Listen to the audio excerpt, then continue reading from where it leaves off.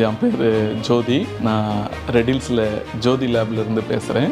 ஏழ்மையான குடும்பத்தில் பிறந்த இவர் 30 ஆண்டுகளுக்கும் மேல் ஒரு தனியார் மருத்துவ கிளினிக்கில் மாத ஊழியத்திற்கு பணிபுரிந்து வந்தார். கிட்டத்தட்ட ஒரு 32 வருஷமா ஒரு கிளினிக்ல வேலை பார்த்துட்டு இருந்தோம். பின்னர் சுயமாக தொழில் செய்ய வேண்டும் என்ற எண்ணத்துடன் இரத்த பரிசோதனை நிலையம் ஒன்றை தொடங்கினார். 2022 ஒரு சொந்தமா லேப் தொடங்கணும்.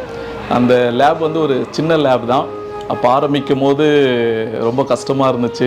ஆரம்ப காலங்களில் சிறிய அளவிலேயே உபகரணங்களை கொண்டு ஆரம்பித்ததால் நவீன முறை பரிசோதனைகளை எடுக்க முடியாத சூழல் நிலவியது. ஒரு சில மிஷின் எங்க கிட்ட இல்லை. அப்போ நாங்க என்ன பண்ணுவோம்னா வெளியில அவுட் சோர்சிங், அதாவது வெளியில கொடுத்து தான் பண்ணுவோம். ஒரு சில லேப்ல கொடுத்து அந்த ரிப்போர்ட் வந்ததுக்கு அப்புறம் நாங்க நோயாளிகளுக்கு கொடுப்போம்.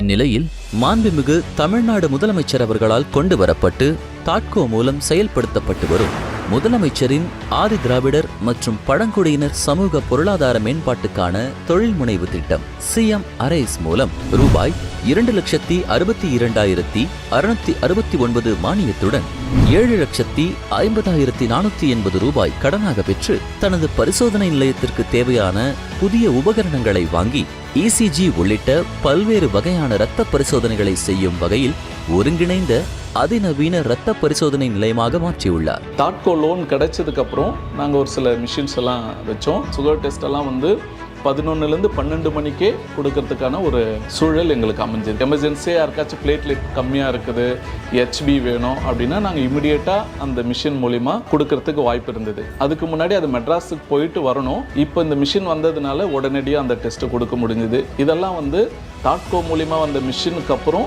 நல்ல ஒரு அட்வான்டேஜாக இருக்குது. இதன் மூலம் அவரது வருமானம் பல மடங்கு உயர்ந்துள்ளது. இதுக்கு முன்னாடி நான் இன்னொரு இடத்துல வேலை பார்த்துட்டு இருந்தேன். இப்போ நான் 4 பேருக்கு வேலை கொடுக்குறேன். அது ரொம்ப சந்தோஷம். இதுக்கு காரணம் CM ARISE அந்த திட்டத்தின் மூலமா எனக்கு கிடைச்சது தான்.